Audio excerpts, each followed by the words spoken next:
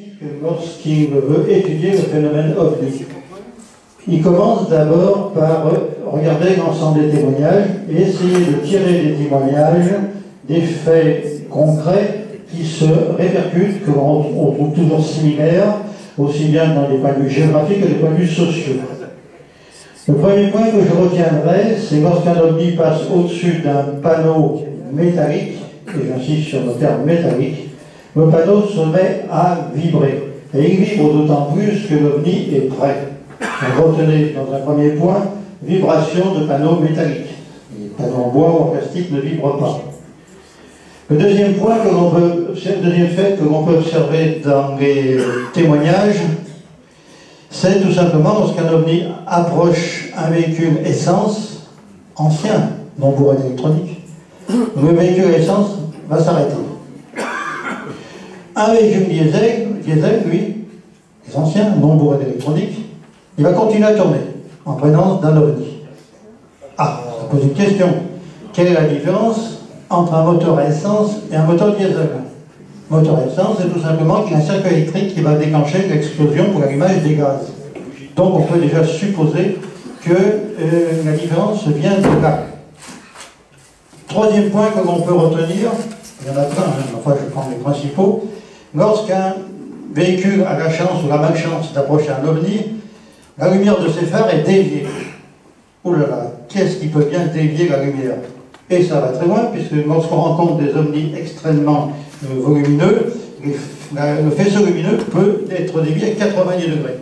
C'est énorme. Alors, on recherche dans notre physique, le scientifique va rechercher dans notre physique qu'est-ce qui pourrait bien expliquer ces trois choses. Vibration métallique, déviation des faisceaux lumineux, et également arrêt des moteurs, c'est-à-dire influence sur les circuits électriques. Alors la première chose qui nous vient à l'idée, c'est un physicien qui s'appelle Laplace, qui a créé une loi de Laplace. Alors on peut l'expliquer ainsi, pour ceux qui ne connaissent pas les mathématiques ou qui en ont peur, pas de panique, vous allez voir, c'est très simple. F, c'est-à-dire la création d'une force en Newton, peut être égale au champ magnétique que l'on définit en Tesla, multiplié par l'intensité en ampères, multiplié par la longueur des deux interactions entre ces deux, et sinus alpha. Bon, ça paraît compliqué. En fait, ça ne l'est pas tellement. On va faire une expérience très simple que tout le monde peut faire. Je dis bien que tout le monde peut faire. Vous allez dans un magasin de bricolage et vous achetez deux barres métalliques d'environ la longueur que vous voulez, 1 mètre, 2 mètres, 3 mètres, 4 mètres, ce que vous trouvez, ça n'a pas d'importance. Vous posez ces deux barres sur une table, vous isolez par des câbles en bois de façon à ce que les parties métalliques, les tubes métalliques soient un peu surélevés. Vous allez brancher à l'extrémité d'un de ces tubes métalliques le pôle d'une batterie, ça n'a pas d'importance, la batterie 12 volts, voiture, là encore c'est très facile à trouver. Vous allez brancher l'autre pôle à l'autre fil métallique, à l'autre tube métallique, et vous mettez un pôle électrique de 12 volts entre, vous savez pourquoi. Bien, à ce stade-là, vous avez donc vos deux barres métalliques, vous avez une alimentation électrique et une ampoule. Qu'est-ce qui se passe à ce stade-là? Rien. J'ai entendu rien dans la salle, bravo, c'est parfait. Alors ensuite, vous allez également prendre un autre petit tube métallique, vous allez couper à une longueur adéquate, ce que vous voulez, de façon à faire chevaucher les deux barres métalliques. À ce moment-là, il va se passer quoi? Bravo, un court-circuit. Mais il n'y aura pas vraiment un court-circuit franc parce que vous aurez pris la précaution de mettre une ampoule 12 volts, donc l'ampoule va s'allumer. Bravo, c'est dit griller là. Une grille si vous mettez une tension supérieure à cette ampoule. Si vous envoyez du 24 volts dans l'ampoule, effectivement, il risque de griller. Mais si vous mettez une batterie de 12 volts et une ampoule 12 volts, vous êtes tranquille. Puis effectivement, jusque-là, l'ampoule s'est allumée, c'est tout. Et maintenant, toujours dans ce magasin de bricolage, vous allez acheter un aimant permanent, par exemple en fer à cheval, celui qu'utilisent toutes les couturières. Donc cet aimant a un pôle nord et un pôle sud. Et vous allez présenter l'aimant en forme de fourche sur votre fil, sur votre barre gros qui est en travers. Qu'est-ce qui va se passer à ce moment-là? Ah ben, tout à fait, bravo. Hein, tu vois que le duo est bon, hein. Impeccable, impeccable. Donc il va se déplacer. Elle va se déplacer soit d'un côté, soit de l'autre, en fonction du sens de branchement de la batterie, ou en fonction du côté que vous avez présenté votre aimant. Vous avez déjà compris que vous pouvez créer une force de déplacement qu'on va exprimer en Newton, en utilisant un champ magnétique qu'on exprimera en Tesla. Bon, évidemment, avec un instrument de bricolage, ça ne va pas faire de Tesla, évidemment. Intensité en ampères, c'est ce qui va passer ici. Hein. Et puis, vous avez la longueur en mètres et la longueur CD, pratiquement. Alors, vous avez le sinus alpha, ça c'est un peu plus embêtant. En fait, c'est simple. Si vous positionnez votre aimant perpendiculaire à cette barre de métal, vous allez avoir un angle de 90 degrés, donc le sinus alpha est égal à 1, et donc vous annulez ceci en appendant. On crée donc une force de déplacement avec un champ magnétique, un champ électrique et un circuit. Ça, tout le monde peut le faire, en achetant du matériel dans n'importe quel magasin de bricolage. Alors vous allez me dire quel est le rapport avec les systèmes MHD. Alors on va y venir. Et oui, là c'est une expérience qui se passe sur ma table. Mais imaginons que l'on veuille propulser un bateau. On n'est pas encore revenu, un bateau. Il faut avancer un peu doucement, progressivement. Tu peux passer la MH1, s'il te plaît. Ouais. Alors, on veut faire déplacer un bateau avec un champ électrique et un champ magnétique. Eh bien, vous avez vu ce qu'il nous faut. Il faut que nous créions un champ magnétique et il nous faut un champ électrique. Donc sur notre bateau, on va enlever tout ce qui est... Ouais, m'acheter un. Ouais. On va enlever tout ce qui est moteur mécanique, etc. Sur ma coque d'en haut, on va placer des électrodes et on va faire en sorte que ces électrodes soient alimentées du point de vue électrique, de façon à ce qu'autour du bateau, d'en haut, il se crée un champ électrique. Alors ce champ va être d'autant plus facile à créer que l'eau va être plus conductrice. Ça veut dire que si vous faites cette expérience dans de l'eau salée, vous allez avoir une meilleure circulation d'électricité, donc un champ électrique plus important. Oui, mais acide, oui, mais enfin, on ne va pas mettre un bateau dans l'acide, c'est sulfurique juste pour essayer. Donc la mer suffira, l'eau salée suffira. Bon, autrement, effectivement, c'est vrai. Alors, maintenant, on a donc notre champ électrique. Il va falloir l'alimenter. Donc, on va installer à bord du bateau, puisqu'on ne peut pas faire autrement, un groupe électrogène qui, malheureusement, va alourdir le poids du bateau. Et il faut bien fournir l'électricité. Et ce groupe électrogène, ben, forcément, il sera limité en puissance. Hein. Et il va nous falloir notre champ magnétique. Alors, pour fabriquer un champ magnétique, c'est simple. On va faire une immense bobine. C'est-à-dire, on va enrouler du fil de cuivre. Hein. On appelle ça une bobine, on appelle ça un solénoïde, mais dans tous les cas, c'est de créer une induction qui va provoquer un champ magnétique. Et on va faire la même chose que dans notre petite expérience, on va faire en sorte que le champ magnétique et le champ électrique soient perpendiculaires et orientés dans le bon sens pour que notre bateau avance. Alors, si parmi vous, il y en a qui doutent que ce n'est pas possible, vous avez ici un prototype en état de marche, vous l'avez ici au moment de la construction, et vous avez en bas le résultat des paramètres qui ont été obtenus. Alors, on a obtenu 8 nœuds de vitesse. C'est pas mal, c'est pas énorme non plus. Il y a quand même fallu injecter 2000 ampères, donc imaginez la taille du groupe électrogène qui alourdit le poids du bateau. Champ magnétique de 4 Tesla, ça c'est énorme. Et on a obtenu donc une force suffisante pour le faire déplacer. Pourquoi le bateau n'a-t-il pas dépassé 8 nœuds? Ben, tout simplement parce qu'il fallait fournir une intensité très importante et on pouvait la fournir à cette époque-là qu'avec un groupe électrogène embarqué à bord. Si on avait pu installer, ou si ça a été fait, un générateur nucléaire miniaturisé, voilà un bateau qui ne va pas aller à 8 nœuds mais qui va aller à une vitesse énorme, parce qu'en plus, ce champ électrique et ce champ magnétique vont dégager les effets de turbulence sur l'arrière et vont faire comme un couteau qui va rentrer dans l'eau. Ça va annuler l'effet de sillage et annuler les effets de turbulence. Donc vous n'avez plus ces problèmes qui se produisent dans le cadre des propulsions mécaniques. Vous avez en fait une véritable torpille qui avance dans l'eau. Et on pourrait estimer du point de vue théorique, je dis bien du point de vue théorique pour ne pas aller plus loin, qu'on serait en mesure de fabriquer des bateaux MHD, donc des torpilles MHD qui pourraient aller jusqu'à 2000 km à l'heure. Ceci sont pratiquement frottement sur l'eau. Voilà.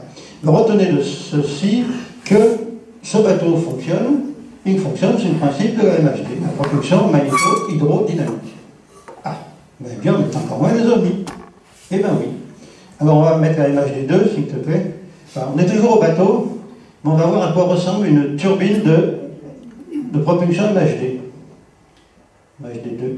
Voilà. Voilà. Ici, c'est le système d'induction. Et voilà à quoi ressemble une turbine de propulsion MHD. Ce n'est pas simplement des plaques que l'on va coller de chaque côté du bateau, c'est un peu plus compliqué que ça. Mais le principe, en fait, reste toujours le même. Alors, bah oui, on est loin encore de notre ovni. Hein. On n'a toujours pas propulsé un bateau, on ne propulse toujours pas un ovni. Ah. Alors, comment est-ce qu'on pourrait fabriquer un ovni qui serait propulsé par MHD? Ben, disons qu'on va prendre une maquette. On fait une maquette, mettons pour que ça soit facile, 4-5 mètres de diamètre. Et puis à l'intérieur de cette maquette d'ovni en forme de soucoupe, hein, classique, on va mettre un bobinage important sur l'extérieur et on va envoyer là-dedans un champ magnétique. Là, évidemment, on n'a pas la technologie pour avoir une puissance supérieure importante, pour créer un champ magnétique vraiment très très important. Donc on va tirer 2 fils à l'extérieur et puis on va relier un générateur extérieur. Le but est de montrer que ça fonctionne. Donc on a déjà le champ magnétique.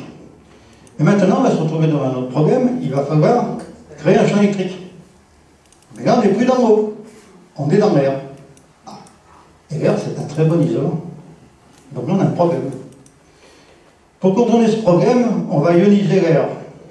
C'est-à-dire que l'OVNI va avoir besoin de créer son champ électrique autour de lui.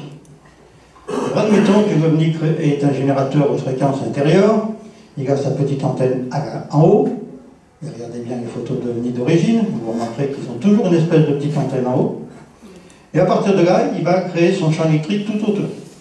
En ionisant l'air, l'air va se teinter, en principe de bleu ou d'orange.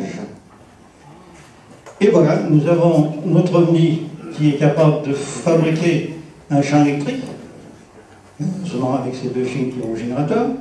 Il fabrique également son champ magnétique aussi avec 2 fils qui va sur un générateur extérieur. Et quand vous branchez le tout et que c'est correctement mis en place, et bien tout simplement, la maquette va commencer à monter. Voilà. Si vous aviez un système d'alimentation extrêmement puissant qui permette de mettre les générateurs à l'intérieur de l'OVNI, eh bien, vous auriez un OVNI classique, matériel, je dis bien, puisque là, je reste à cet instant précis uniquement dans les OVNI matériels, véhicules de transport interstellaire. Ce qui ne veut pas dire du tout que je rejette l'hypothèse de Fabrice Morin. En fait, il a tout à fait raison. C'est tout à fait autre chose, ça reste dans le domaine des ovnis, mais on est limité, donc on va rester aux ovnis matériels, véhicules de transport. Alors vous allez me dire, c'est bien tout ça, on va injecter de l'électricité en ampères pour créer un champ magnétique, on va injecter une puissance pour créer un champ électrique. Oui, il faut un générateur d'une puissance importante. Et si on fournit une puissance importante dans un bobinage et dans le circuit électrique, ça va chauffer. Ça va extrêmement chauffer. Puis un deuxième point négatif, c'est que si on fait ça, le champ magnétique est en continu, le champ électrique est en continu, quand l'OVNI va passer au-dessus d'un panneau métallique, il va tout simplement faire déplacer un peu le poteau métallique, c'est tout, mais il ne va pas le faire osciller. Ah, donc il y a une erreur quelque part. Alors en fait, l'astuce, pour économiser de l'énergie, c'est-à-dire avoir un générateur, plusieurs générateurs de moindre puissance, on ne va pas envoyer une puissance continue, mais une puissance pulsée, ou un régime impulsionnel. À ce moment-là, les champs vont être hachés. Et lorsque l'OVNI va passer au-dessus d'un panneau métallique, tout simplement, le panneau métallique, cette fois-ci, va se mettre à vibrer. Donc cette fois-ci, on commence à reproduire un peu ce qu'on constate sur le terrain. Donc voilà un modèle qui cadre tout à fait avec ce que l'on observe. Alors ce modèle de MHD, de propulsion MHD, il a été testé par Jean-Pierre Petit à l'université de Lumini, à l'est de Marseille. Lorsqu'il a fait ça, comme il n'avait pas le feu vert de ses supérieurs, et que ses supérieurs avaient malheureusement la très mauvaise idée de monter, de démolir, il faisait ça le week-end dans les caves de l'université, après avoir été dans les différents laboratoires, se procurer le matériel nécessaire. Mais quel jour, quand il a réussi à faire décoller sa maquette et voir qu'effectivement il s'allumait bleu et que tout fonctionnait bien. Voilà ce qu'est la MHD. En fait, c'est simple. Encore faut-il avoir les moyens de le construire. Bon, ben, j'ai résumé. Eh oui, seulement voilà, il y a encore un problème. Oui. Parce que vous avez bien entendu qu'il faut ioniser l'air. Et pour ioniser l'air, ben, il faut qu'il y en ait. Et quand vous est dans le vide, ben, ça ne marche pas.